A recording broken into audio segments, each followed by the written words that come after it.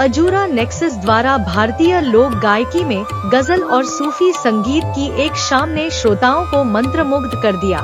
जब जयपुर के सूफी और गजल युवा गायक दिवाकर मीणा ने अपनी मधुर आवाज का जादू बिखेरा। मौका था शनिवार की शानदार सुनहरी शाम का, जब लोधी स्टेट स्थित श्री सत्य साईं इंटरनेशनल ऑडिटोरियम में सूफियाना गजलों के साथ भारतीय नृत्य ने अपनी छठा का जादू बिखेरा। रिवायत नामक इस कार्यक्रम में भारतीय संगीत और कला का सुंदर संगम देखने को मिला। चलिए आपको कार्यक्रम से जुड़े व्यक्तियों से ही सुनवाते हैं। इश्क मेरा मजहब और मोहब्बत मेरा ईमान, मगर बादशाह खान नहीं, पंकज वर्मा मेरा नाम है। माहिदा इवेंट्स और परफेक्ट हार्मनी प्रोडक्शंस के बिहाफ पे हम कुछ इवेंट्स अच्छे करने की कोशिश करते हैं। देखिए, एक बहुत ही टैलेंटेड एक हजरत हैं जिनका नाम मोहम्मद अहमद साहब है और उनकी कंपनी का नाम है अजूरा नेक्सस। ये मेरे से मुखातिब हुए कुछ समय पहले और उनकी जो जहनियत थी, उनके दिल में जो इवेंट करने की एक तमन्ना थी और वो विचार बहुत ही अच्छा था, बहुत पाक और प्योर विचार था। थॉट प्रोसेस कुछ ये थी कि आजकल के ज़माने में पुरानी रिवायतों को भूला जा रहा है, तो हमने उनसे बोला कि भाई ऐसा ही क्यों, मतलब कि क्या करना चाहते हैं। तो उन्होंने हमें दरख्वास्त करी कि देखिए, आपकी हेल्प के बगैर हम नहीं आगे बढ़ पाएंगे। खैर, इतनी बड़ी बात नहीं है, मगर इवेंट कोई भी कर सकता है। एक अच्छे इवेंट को निभाना और करना अपने आप में एक उपलब्धि है। तो हमने उनको इस कॉज में सपोर्ट किया है और हम आगे भी उनको सपोर्ट करते रहेंगे। रिवायत नाम इसलिए दिया गया कि परंपराओं, रिवायत का मतलब परंपरा को काबिज और कायम रखा जाए। परंपराएं जो है हमारे आगे आने वाली जनरेशन भी सुनती रहे, जेन ज़ी भी सुनती रहे। उनको ये भी पता होना चाहिए कि हिंदुस्तान में संस्कृति नाम की भी कोई चीज़ है। मैं भी सुनता हूँ जेन ज़ी के गाने, मेरे बच्चे भी सुनते हैं, मगर इन चीज़ों का भी सिलसिला जो है जारी रहना चाहिए, जड़ बनी रहनी चाहिए। रिवायत की बात की तो इस रिवायत को आगे कैसे जारी रखा जाए? आगे इवेंट्स के जरिए ही जारी रखा जाएगा। मैक्सिमम पब्लिक टिकटेड इवेंट्स को हम ऑर्गेनाइज करने की कोशिश करते रहेंगे। आप लोगों का भी साथ चाहिए, हमारी जनता का भी साथ चाहिए, ऑडियंस का, सुनने वालों का, जो दिल से संगीत के जो विशेषज्ञ भी हैं और संगीत को जो प्रेम करने वाले प्रेमी लोग हैं, उन सभी का साथ चाहिए। हम कोशिश करेंगे कि हर 3 से 4 महीने में एक इवेंट दिल्ली एनसीआर में करते रहें। मैसेज बस यही है कि ज़्यादा से ज़्यादा अच्छे संगीत को सराहा जाए, पढ़ा जाए।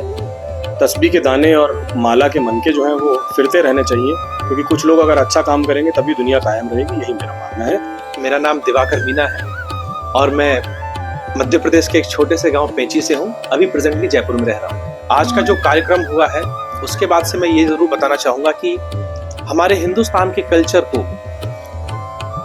आगे ले जाने का कार्य किया जा रहा है और उसमें अजूरा नेक्सस ये योगदान निभा रहे हैं। तो उसमें हम बस छोटा सा एक सहयोग कर सकते हैं। आज का एक्सपीरियंस जो दिल्ली की ऑडियंस के साथ मेरा बहुत अच्छा रहा, बहुत मज़ा आया। सर देखिए, मेरा ऐसा मानना है कि रुचि कम होने की वजह पहले तो ये है कि पोइट्री को ना समझना।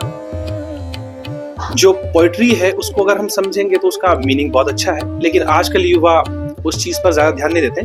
लेकिन उसके लिए अजूरा नेक्सस जैसे कंपनी जो कि मोहम्मद अहमद भाई की है, वो प्रयास कर रहे हैं और इस तरीके के कार्यक्रमों से हम यंगस्टर्स को जोड़ने का प्रयास कर रहे हैं। सूफ़ी और गज़ल, देखिए गज़ल और सूफ़ी थोड़ा सा एक कॉम्बिनेशन अलग है, जिससे एक रुचि बनती है सूफ़ी की और आजकल ज़्यादा रुझान है लोगों का।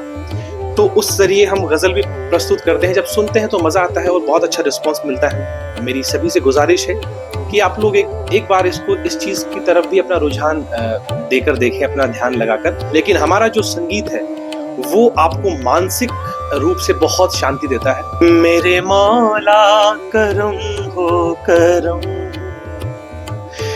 मेरे मौला करम हो करम। मेरा नाम मोहम्मद अहमद है। मेरा जो टेस्ट है या जो मैं सुनना प्रेफर करता हूँ वो गज़ल है या कल्चरल म्यूज़िक है या रिवायती म्यूज़िक है।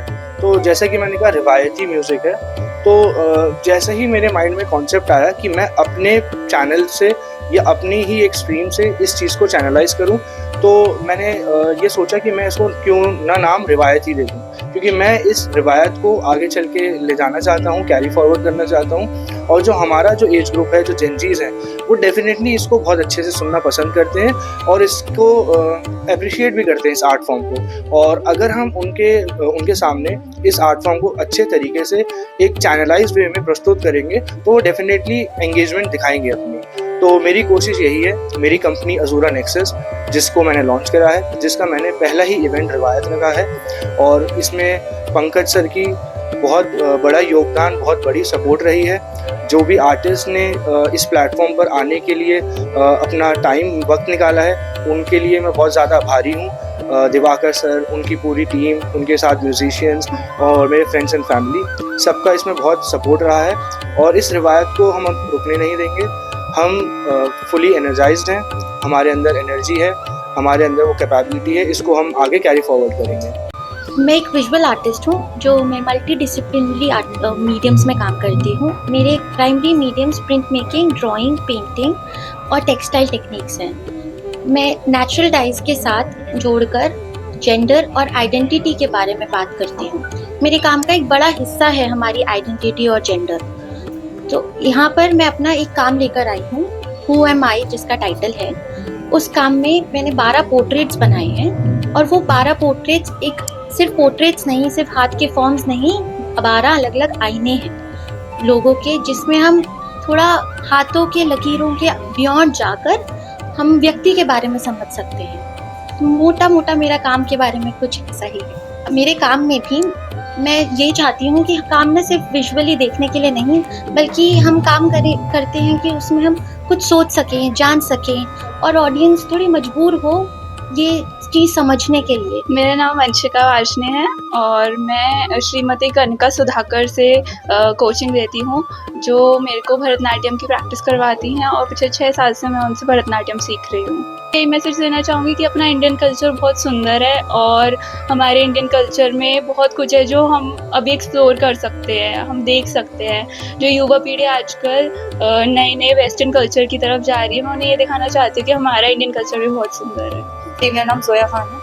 मैम आप यहाँ पहुँचे और जिस तरह अपने प्रोग्राम गजल का प्रोग्राम है, जी कैसा लगा? जी बहुत अच्छा लगा, बहुत प्यारा इवेंट था, बहुत ही सूफी गज़ल सबका एक बहुत प्यारा अनोखा मिक्सचर था।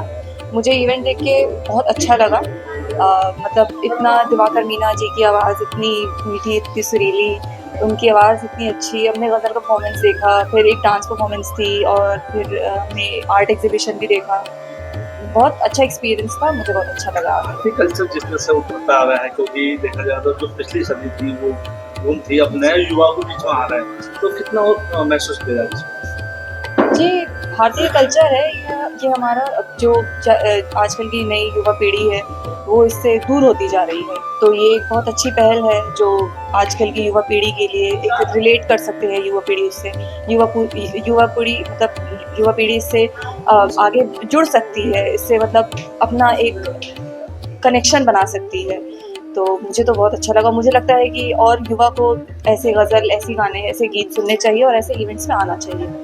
देखिए, हम आए तो थे ये सोच के कि यहाँ गज़ल सुनेंगे, पर हमें ये पता नहीं था कि यहाँ पे एक एग्जीबिशन भी लगा हुआ है, और ये एग्जीबिशन बहुत डिफरेंट अंदाज में लगा हुआ दिखाई देता है। इसका कैप्शन जो इसकी आर्टिस्ट हैं वो बता रही थी कि the caption is who am I, और उनका कहना यह था कि हाथों के माध्यम से उन्होंने एक मिरर करने की कोशिश की है इमेज को, और उसमें हम अपने अक्स देख रहे हैं, और बाई चांस इसमें वास्तव में अक्स दिखाई भी दे रहे हैं। बहुत खूबसूरत काम है, तो मुझे तो बहुत अच्छा लगा यहाँ पे आके। ये तो डबल बोनेंजा हो गया यहाँ पे, बहुत ही अच्छा लगा। प्राइम टाइम हिंदी से अर्जुन सिंह की रिपोर्ट।